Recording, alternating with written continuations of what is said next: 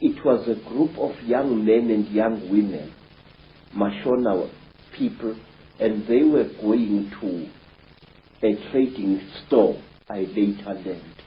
I asked them where Elizabeth Moyo's homestead was, and they directed me to it. But they kept a safe distance away from me. And later I learned why. I was carrying a horrible, non-human smell upon me. When at long last I came to Mrs. Moyo's village, all the dogs in that place went hysterical. They came at me in a pack, wanting to tear me to pieces. And only the villagers managed to save my life there. Mrs. Moyo asked me where I had been, and I said I did not know. And then she said, I know you had been taken by the little ones. I said, yes. I cannot understand. She said, you must not try to understand. You were chosen by the gods as a living sacrifice. So don't even try to talk about this. But how could I not talk about it? I wanted to understand what had been done to me, by whom and why. Even now, sir, I still want to understand what it was all about. And many years later, I met a remarkable white woman, Elizabeth Clara, a famous South African woman who had worked for British intelligence during the war, and who, we are told, had been impregnated by a being from the stars, Icke. I asked Elizabeth what was the meaning of the strange thing which was done to me, because since that time I had come across many black people, well over 200, who had been through the same torture as I. I had come across many black as well as Cape-colored women who had been mysteriously impregnated by the same creatures that I had gone through the hands of. And let me tell you one other interesting thing, sir, before I forget.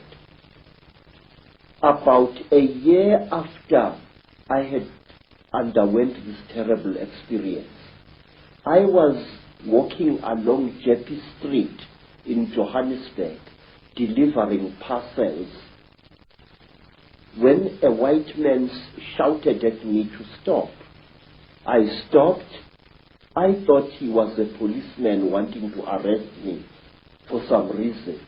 And when I tried to produce my identity document, the white man said, listen, I don't want your nasty word, passbook kefa.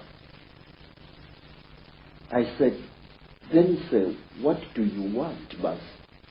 He said, listen, where did I see you? Where did I see you? I said, I don't know that. But he looked very familiar to me. And then he said, listen, don't bullshit me, man. Where did I see you? Where did you and I meet? Then I said to him, I saw you in Rhodesia, in a certain place. You were lying on a table.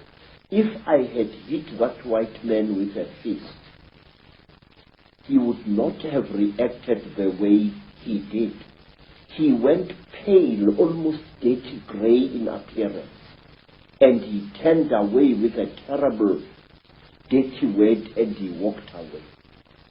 His eyes were filled not with anger, sir, but with pure, naked terror.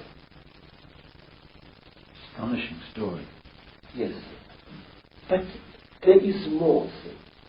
There is more, because I still want to know what was done to me.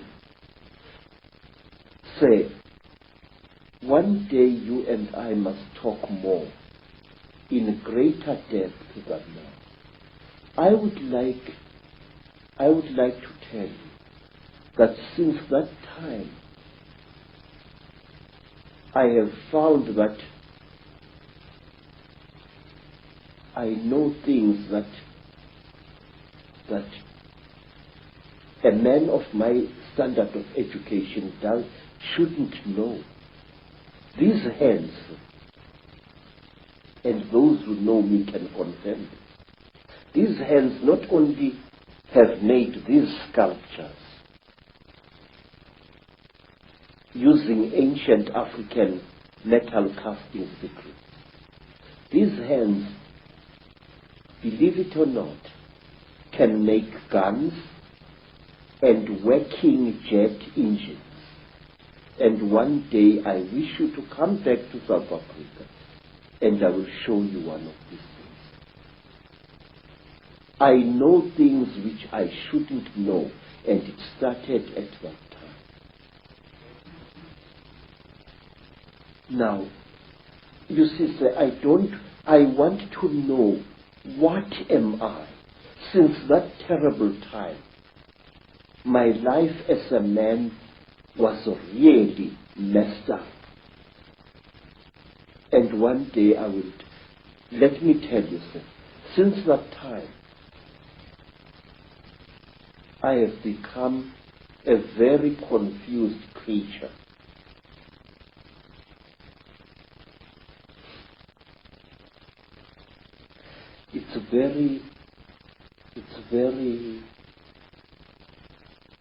It's embarrassing, really.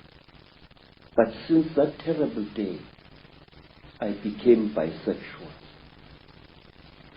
which to me as an African is very, very disgusting.